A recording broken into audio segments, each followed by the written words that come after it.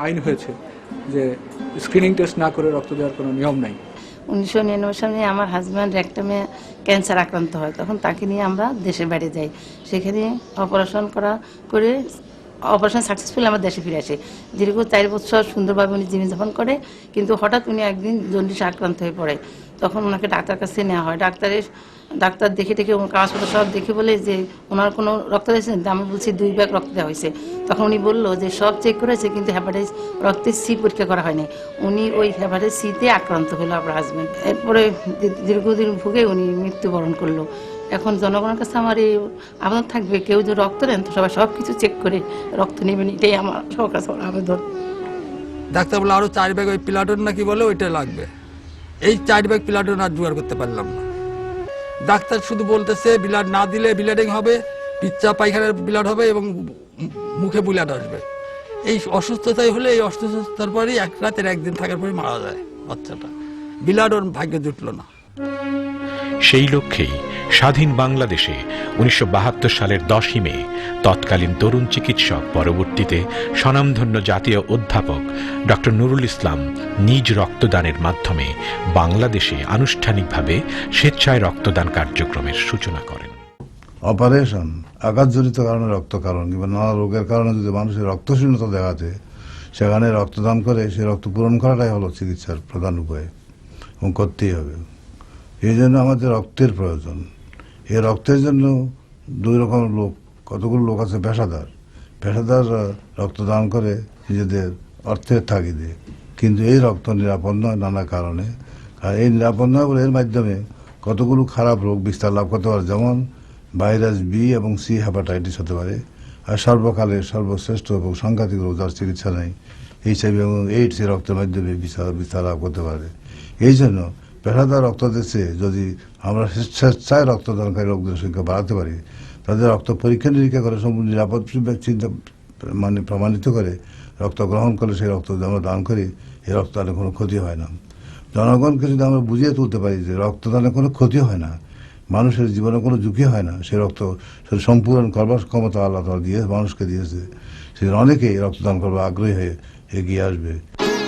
1978 সালে সন্ধানী এবং 1981 সালে রেড ক্রিসেন্ট সোসাইটি সাংগঠনিকভাবে বাংলাদেশে স্বেচ্ছা রক্তদান আন্দোলনের অগ্রণী ভূমিকা পালন করে। এরই ধারাবাহিকতায় বাংলাদেশে এগিয়ে আসে অর্কা, বাঁধন ও কোয়ান্টাম ফাউন্ডেশনের মতো রক্ত সংশ্লিষ্ট স্বেচ্ছাসেবী সংগঠনগুলো। সন্ধানী বাংলাদেশে মেডিকেল কলেজ ছাত্রছাত্রীদের দ্বারা পরিচালিত একটি স্বেচ্ছামূলক প্রতিষ্ঠান। 1977 সনের 5ই ফেব্রুয়ারি আমরা 6 জন বন্ধু মিলে ঢাকা মেডিকেল কলেজে সন্ধানী যাত্রা শুরু করি। তখন আমাদের একজন বন্ধুকে সকালে নাস্তায় সহযোগিতা করার জন্যই আমাদের এই প্রতিষ্ঠান শুরু হয়েছিল। কিন্তু তার ঠিক 1 বছর পরে আমরা যখন হাসপাতালে প্লেসমেন্ট হলাম ক্লিনিক্যাল ক্লাসে, তখন আমরা লক্ষ্য করলাম রক্তের অভাবে মানুষ অসময়ে মারা যায়। সেই সময় আমরা চিন্তা করলাম সন্ধানের পক্ষ থেকে যে স্বেচ্ছায় রক্তদান কর্মসূচি আমাদের একটি কর্মসূচি হবে, এবং 1978 সনের 2 নভেম্বর প্রথম ঢাকা মেডিকেল কলেজ ব্লাড ব্যাংকে আমাদের সন্ধানের স্বেচ্ছায় রক্তদান কর্মসূচি হয়, এবং সেই কর্মসূচিতে 26 জন ছাত্রছাত্রী আমরা স্বেচ্ছায় রক্তদান করি। এবং তারপরে বাংলাদেশের সমস্ত পত্রিকাগুলোতে কয়েকদিন ধরে ব্যাপকভাবে এটার প্রচার হয়, এবং সাবসিকুয়েন্টলি বাংলাদেশের সমস্ত মেডিকেল কলেজগুলোতে আমাদের সন্ধানী শাখা প্রতিষ্ঠা করা হয়, এবং বর্তমানে বছরে প্রায় 45,000 ব্যাগ রক্ত আমরা স্বেচ্ছায় সংগ্রহ করে মানুষকে দুস্থ রোগীদের দিতে পারছি। কিন্তু প্রয়োজনের তুলনায় এটা এখনও তেমন কিছুই নয়। আরও যে সমস্ত স্বেচ্ছাসেবী প্রতিষ্ঠানগুলো স্বেচ্ছায় রক্তদান করছেন, সব মিলেও প্রয়োজনের তুলনায় এটা কিছুই নয়।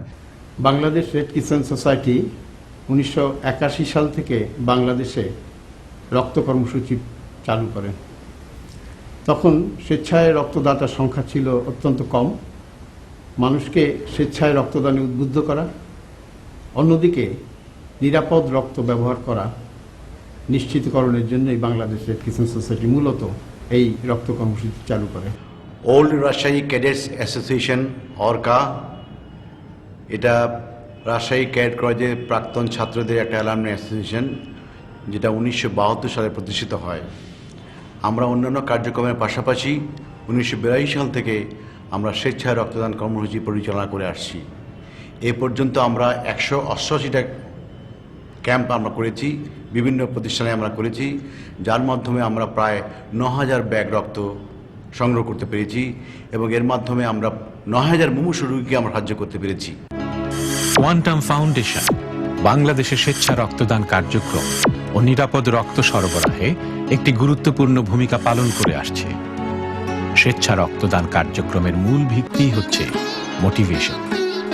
কোয়ান্টামের রয়েছে শক্তিশালী মোটিভেটিং টিম। মোটিভেশনের মাধ্যমে কোয়ান্টাম ফাউন্ডেশন ১ দশকের প্রচেষ্টায় গড়ে তুলেছে সুবিশাল ডোনার পুল। কোয়ান্টামে রক্তদান করেছেন এমন রক্তদাতার সংখ্যা ২০০০ থেকে ২০০৬ সাল পর্যন্ত প্রায় ৫৪,০০০ এবং কমপক্ষে ৩ বার রক্তদান করেছেন এমন আজীবন রক্তদাতার সংখ্যা প্রায় ৬,০০০। তাঁদেরই রক্তদানের মাধ্যমে ২০০০ থেকে ২০০৬ সাল পর্যন্ত কোয়ান্টাম ফাউন্ডেশন প্রায় ১ লক্ষ মুমূর্ষু রোগীর জীবন রক্ষায় গুরুত্বপূর্ণ ভূমিকা পালন করতে পেরেছে। রক্তের অভাবে একজন মানুষও যেন মারা না যায় এবং দূষিত রক্ত গ্রহণ করে কেউ যেন দুরারোগ্য মরণ ব্যাধিতে আক্রান্ত না হয়, এই উদ্দেশ্যকে সামনে রেখেই ১৯৯৬ সালে কোয়ান্টাম ফাউন্ডেশনের স্বেচ্ছা রক্তদান কার্যক্রম শুরু হয়। এরই ধারাবাহিকতায় ২০০০ সালের ১৪ এপ্রিল অত্যাধুনিক কোয়ান্টাম ল্যাব প্রতিষ্ঠা করা হয়। ল্যাব প্রতিষ্ঠার শুরু থেকেই রক্ত সংগ্রহ, সংরক্ষণ ও সরবরাহের প্রতিটি ধাপ বিশ্ব স্বাস্থ্য সংস্থা নির্দেশিত নীতিমালা অনুযায়ী কঠোরভাবে অনুসরণ করা হচ্ছে। প্রতি ব্যাগ রক্তের ক্ষেত্রে AIDS, hepatitis B, hepatitis C, syphilis ও ম্যালেরিয়া এই ৫টি রোগের স্ক্রিনিং বাধ্যতামূলকভাবে সম্পন্ন করা হয়। প্রতি ব্যাগ রক্ত ৩ ধাপে ক্রস ম্যাচিং করার পরই তা সরবরাহ করা হয়। অত্যাধুনিক যন্ত্রপাতি সংযোজনের মাধ্যমে কোয়ান্টাম ল্যাব ২০০৩ সাল থেকে প্রতি ব্যাগ রক্ত থেকে ৮টি উপাদান বিভাজন করে তা সরবরাহ করে আসছে। ফলে বর্তমানে ১ ব্যাগ রক্ত দিয়ে কমপক্ষে ৪ জন মুমূর্ষু রোগীর জীবন বাঁচানো সম্ভব হচ্ছে। কোয়ান্টামে প্রতিবার রক্তদানের পর রক্তদাতা উপহার হিসাবে পাচ্ছেন ৫টি রোগের স্ক্রিনিং রিপোর্ট এবং ৩ বার রক্তদানের পর আজীবন রক্তদানের প্রতিশ্রুতিদাতারা পাচ্ছেন সম্মাননা স্মারক, বিশেষ আইডি কার্ড ও সনদপত্র। এছাড়াও পাচ্ছেন দুঃসময়ে রক্তপ্রাপ্তি নিশ্চয়তা। কোয়ান্টাম ল্যাব এখন মুমূর্ষের সেবায় দিনরাত ২৪ ঘন্টা সার্ভিস দিচ্ছে। কোয়ান্টামে রক্ত নিতে এসে কেউ যেন খালি হাতে ফিরে না যায়, এই লক্ষ্যেই আমরা কাজ করে যাচ্ছি। স্বেচ্ছা রক্তদান আন্দোলনকে জনপ্রিয় করার লক্ষ্যে কোয়ান্টাম ফাউন্ডেশন ২০০৩ সালে দেশে প্রথমবারের মতো আয়োজন করে সহস্র আজীবন রক্তদাতা সম্মাননা অনুষ্ঠান। এরপর প্রায় প্রতি মাসেই অনুষ্ঠিত হচ্ছে শত আজীবন রক্তদাতা সম্মাননা অনুষ্ঠান। সমাজের বরেণ্য ব্যক্তিদের দ্বারা সম্মাননা স্মারক প্রদানের মাধ্যমে আজীবন রক্তদাতাদের সম্মানিত করা হচ্ছে। এছাড়া ১০ বার রক্তদাতাদের নিয়ে গঠিত হয়েছে life long blood donor silver club এবং ২৫ বার রক্তদাতাদের নিয়ে গঠিত হয়েছে life long blood donor golden club. এইভাবে স্বেচ্ছা রক্তদাতাদের যতই সংগঠিত করা যাবে, ততই অসহায় মুমূর্ষু মানুষকে দেয়া যাবে বিশুদ্ধ নিরাপদ রক্ত। আমার বর্তমান বয়স ৫৪ বছর। আমি ৭-৮ বছর আগে একটা বাচ্চাকে রক্তের অভাবে মারা যেতে দেখেছি। তখন থেকে আমি সিদ্ধান্ত নেই যে আমি রক্ত দিব এবং দিয়ে আসছি। এ পর্যন্ত আমি কোয়ান্টাম ল্যাবে ১২ বার রক্ত দিয়েছি এবং এছাড়াও বাঁধন এবং ব্যক্তিগত রিকোয়েস্টে আমি এই পর্যন্ত টোটাল ২২ বারের উপরে রক্ত দিয়েছি। রক্ত দেওয়াটা একটা মহান কাজ এবং পুণ্যের কাজ। আমি আশা করি ৬০ বছর বয়স পর্যন্ত আমি রক্ত দিব এবং সবাইকে এই মহান কাজে আসার জন্য উদাত্ত আহ্বান জানাচ্ছি। আমার বয়স ৩২ হয়েছে। এই পর্যন্ত আমি ২৪ বার রক্ত দিয়েছি। একজন মানুষ ৬০ বছর বয়স পর্যন্ত রক্ত দিতে পারে, তো আমার ইচ্ছাও আমি ওই ৬০ বছর বয়স পর্যন্ত, মানে যতদিন সুস্থ আছি, যতদিন দেয়া সম্ভব ততদিন রক্ত দিব। রক্ত দেওয়ার কারণ হচ্ছে যে একজন মানুষ যখন মুমূর্ষু হয়, তার রক্তের প্রয়োজন হলে আরেকজন মানুষ শুধুমাত্র তার প্রয়োজনে এগিয়ে আসতে পারে, তাকে রক্ত দিতে পারে। রক্ত তো আসলে কৃত্রিম কিছু না, এটা একজন মানুষই শুধু আরেকজন মানুষকে দিতে পারে। তো একজন মানুষের জীবন রক্ষার জন্য আরেকজন মানুষ যদি এগিয়ে না আসে, তার জীবন রক্ষা করা সম্ভব হয় না। আমার বয়স ৩৯। আমি লাইফ লং ব্লাড ডোনার। আমি এই পর্যন্ত ১৩ বার রক্ত দিয়েছি। অ্যাকচুয়ালি আমাদের দেশে রক্তের যে ডিমান্ড আছে সেই পরিমাণ কিন্তু সাপ্লাই নাই। এক ব্যাগ রক্তের বিনিময়ে একজন বঞ্চিত মানুষ সুবিধা পায়, সেই জন্যই আমি মানুষকে রক্ত দেই। আমি সুস্থ থাকলে 60 বছর পর্যন্ত রক্ত দিয়ে যাব। সকলের জন্য বিশুদ্ধ রক্ত, এই লক্ষ্যে বাংলাদেশ সরকার নিরাপদ রক্ত পরিসঞ্চালন আইন 2002 পাশ করে। এই আইনের সঠিক প্রয়োগই দিতে পারে নিরাপদ রক্তের নিশ্চয়তা। শুধু আইন নয়, জীবনের প্রয়োজনেই চাই বিশুদ্ধ রক্ত। আমাদের একটু সচেতনতা ও দায়িত্ববোধই দিতে পারে এর একমাত্র সমাধান। স্বেচ্ছায় রক্তদান হতে পারে এমনি একটি সামাজিক আন্দোলন। সড়ক দুর্ঘটনায় পতিত হলে রক্তের প্রয়োজন হয়। প্রয়োজনের সময় রক্ত দিতে না পারলে মানুষের জীবন বিপন্ন হয়। স্বেচ্ছায় রক্তদান করে আমরা যদি রক্ত সরবরাহ ঠিক রাখতে পারি, তাহলে সড়ক দুর্ঘটনা সহ অনেক মুমূর্ষ রোগীর জীবন আমরা রক্ষা করতে পারি।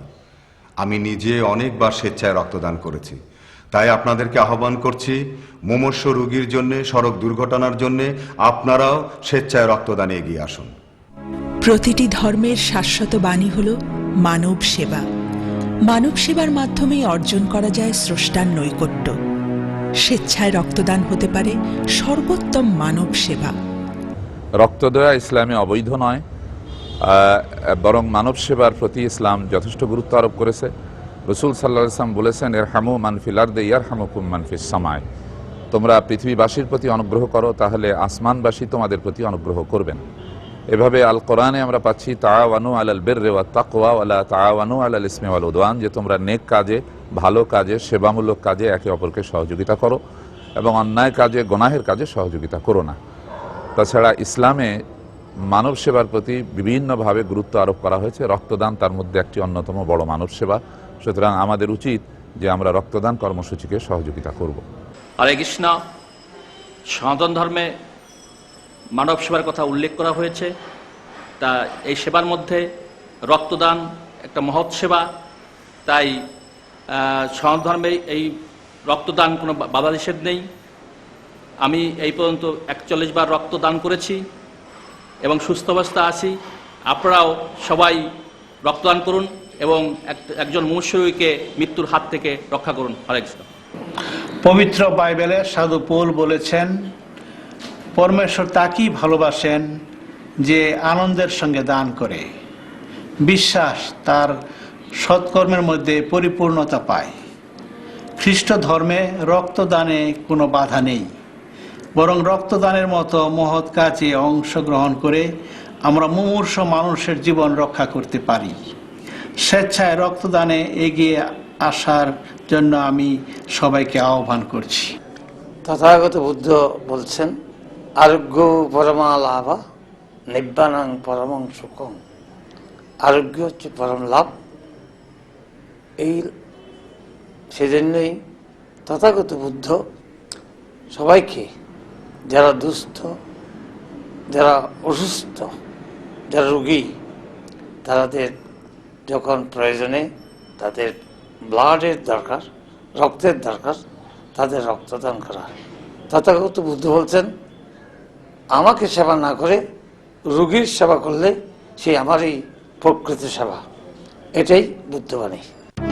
আমরা যদি পাশের দেশগুলোর দিকে তাকাই, তবে দেখতে পাব যে শুধুমাত্র স্বেচ্ছা রক্তদান কার্যক্রমের মধ্য দিয়েই তারা নিশ্চিত করেছে নিরাপদ রক্তের চাহিদা। আর আমরা যদি পিছিয়ে থাকি, তবে তা হবে জাতি হিসেবে আমাদের এক ধরনের পরাজয় আর মানবতার কাছে চরম লজ্জাকর। আমরা কি তাই চাই? নিশ্চয়ই নয়। যে জাতি ভাষার যুদ্ধে বিজয়ী হয়, যে জাতি যুদ্ধ করে স্বাধীনতা অর্জন করে, সে জাতি কখনো পরাজিত হতে পারে না। ডাক্তার আমাকে ব্লাড ক্যান্সার রোগে চিহ্নিত করে হাসপাতালে ভর্তি হওয়ার নির্দেশ দেন। আমি তারপর থেকে প্রচুর রক্ত, প্রায় 100 ব্যাগ রক্ত আমার শরীরে প্রবেশ করাই বিভিন্ন ইয়ার মাধ্যমে থেরাপির দেওয়ার জন্য এবং শরীরকে সুস্থ করে তোলার জন্য, যেটা আমি এই রক্ত না পেলে হয়তো বেঁচে থাকতাম না। আমার নাম সাব্বির। আমার 1 মাস পর পর রক্ত লাগে। আমি থ্যালাসেমিয়া রোগী। আমাকে মানুষের রক্ত না দিলে আমার বাচ্চা সম্ভব না। আমার নাম রেহান আক্তার বিথি। আমার বয়স 12 বছর। আমার 2 বছর বয়স থেকে থ্যালাসেমিয়া রোগ ধরা পড়ছে। আমি 2 বছর বয়স থেকেই রক্ত নিচ্ছি। তাই আপনাদের কাছে আমার একটা অনুরোধ,